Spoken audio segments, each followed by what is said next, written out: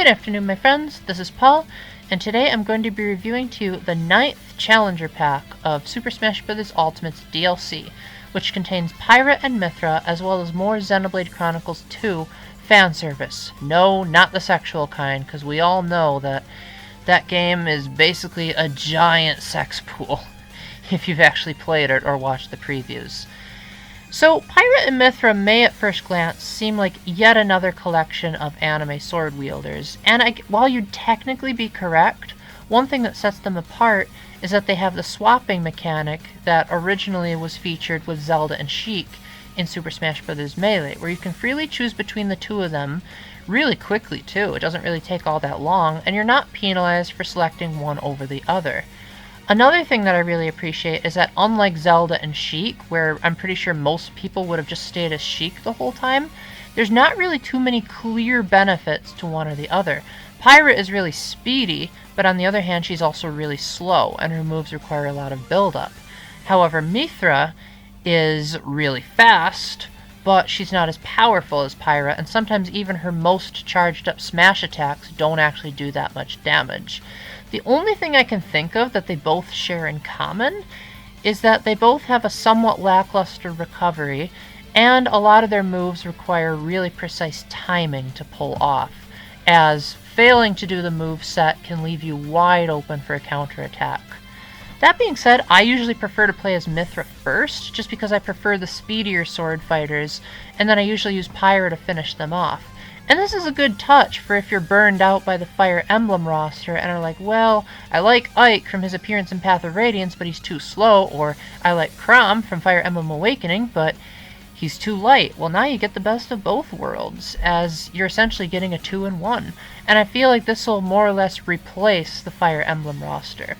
Now, as far as their movesets, there's not actually that much to say, as pretty much all of them revolve around using their sword in one fashion or another. Both of them, for their neutral special, they charge up their sword and let loose a flurry of attacks. In the case of Pyra, most of her attacks are enveloped in flame, and in the case of Mythra, most of them use light effects. And by light, I mean like literal light. For their side special, Pyra tosses her sword like a boomerang, which has a flaming effect. In the case of Mythra, she rushes forward and slashes really quickly, kind of like Sephiroth's up special, but you can't actually control the trajectory. It's always going to go in a straight horizontal line, so be very careful if you're going to use this move as recovery. Sakurai also warned that if you're too close to the edge, that you could fall off, whereas if you're somewhat close to the edge, Mythra will stop herself before flailing off. I never encountered a situation where Mythra leaped off the edge. Maybe I'm just not much of an edge guard camper like my brother is, so that could explain it. For their up special, it's relatively the same, with them leaping into the air and then doing something with their sword afterwards. But what Pyra does is that she slams back into the ground, similar to Cloud's up special, which, as you probably know from Cloud, can easily backfire if you don't time your recovery right. In the case of Mythra, she also jumps into the air, but instead of slamming back down, she shoots star bits or light bits at the opponent, depending on how long you hold the special move button. I could never figure out the timing for how to make them more or less powerful, but I do find that it's a nice compromise for people that really like playing as Robin and who want to use Robin's wind up special. Finally, for their down special, that's just to swap between the two of them, which again takes place so quickly that you hardly even have time to think about it. However, you do have a brief moment of invincibility while you're changing, and you can also swap in the air, which I don't think Zelda and Sheik could do in Melee. I could be wrong, it's been a while, but that definitely is very nice that you have flexibility in when you can execute the swap. For their final smash, Rex appears, who's, the protagonist of Xenoblade Chronicles 2, who couldn't be included as the actual player character for technical reasons. And he slashes his sword either upward or downward, depending on whether you have Pyra or Mythra out. And then you do a cinematic final smash that's kind of similar to Shulk's chain attack final smash, but this time Rex and whichever blade you're using will trigger either a flurry of light or a flurry of fire on your opponents. Both of these are really powerful, And I really like how, depending on who you have, it not only changes the cinematic so that you get some scenic variety, but it also affects the way that Rex swings the sword to initiate the final smash to get the opponent into the animation. So it might allow for some split-second reflexes for players that want to really test their skills in becoming an elite smasher. Of course, fighters aren't the only thing that are included in a challenger pack, as most people seem to think. You also get a new stage called the Cloudy Sea of Allrest. Technically it's without the Y. For some odd reason I always thought cloudy made more sense. Kind of like Mushroomy Kingdom. You fight on top of one of the titans in the game known as Gramps. I believe his real name is actually Altruna, but I've never actually played the game. Think of him as a giant turtle, or the Turtle Island in Majora's Mask, but stretched out into an entire stage. Obviously, the turtle isn't stretched out for the final destination and battlefield forms, but when you're playing in the actual match, there's not really too many hazards besides that Gramps will sometimes turn his neck, and then you'll have less space to be able to recover. But usually there are environmental factors that the observant folks can pay attention to, such as watching the wind dial change, or if there's titans in the background that Gramps might want to take a look at. The stage is really beautiful, but not overly complicated mechanically, and it also features cameos from Xenoblade Chronicles 2 characters in the background. So if you thought, aw man, Mii Fighter costumes and spirits aren't good enough, well, now you have more Xenoblade Chronicles 2 models. You also get, I believe, 19 new music tracks, 3 of which are remakes. And most of them are pretty good. There are some incredible orchestra pieces in here. My particular favorites are A Ship on a Stormy Sea and Praetor Amalthus, which both sound like something out of a movie. And oh my gosh, I can't tell you how long I listened to those songs on more or less repeating each other from the soundtrack when I was testing out this footage and trying out the DLC last night. I feel like there's a good mixture of variety for everyone, as a lot of Xenoblade Chronicles 2 has a lot of like rockish / synth music, but the orchestra pieces are nice for people like me that prefer real instrumentation over a lot of electronics and synthetics. Now, as far as their spirits, this is a little bit complicated, but thankfully since I already did the review of Min Min, this should make it a little bit smoother. So Pyra and Mythra actually already have spirit battles. So when you beat their classic mode route, you'll get a fighter spirit that's different from their regular spirit that has updated artwork. Now, you don't have to beat classic mode twice just to get the alternate spirit. If, say, you beat classic mode as Mythra, then you can just buy Pyra's spirit in the shop, so that you only need to beat their classic mode route once. As far as the spirit board, it has a mixture of the spirits that were already in the base game, now with updated music, and in the case of Rex, now you fight on the Cloud Sea of Allrest to make up for the new stage. And you also have a couple of new ones that didn't make their way into the base game. I presume because Xenoblade Chronicles 2 came out too late, so they didn't have time to incorporate everyone.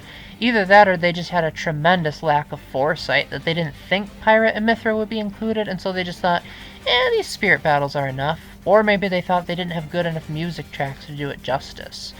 Either way, I like the music selection of these, especially the Amalthus spirit battle. It just feels like such an epic climax. Now for their classic mode route, it's called Shared Destinies. And this could be too much of a spoiler for Xenoblade Chronicles 2 if I say too much, so let's just say Pyra and Mythra face off against a selection of opponents that's primarily composed of characters who are either like alternate identities of each other, or in some way very similar in terms of stuff like rivalry or opposite personalities. For example, Ryu and Ken, Link and Dark Link, and my particular favorite example, Samus and Dark Samus. In the end, you fight off against Master Hand and Crazy Hand, which may seem like a bit of a cliche at this point, but considering that all the other fighters have been in 2s, there's not really any other boss that would fit the mold. In addition, while you're still on Final Destination, again, you also get a new music track. However, me not being a Xenoblade Chronicles 2 music expert, I don't actually know what music track it is, but it is nice that it's not just the usual Master Hand Crazy Hand song. So with that, I think that there were a couple of missed opportunities here and there.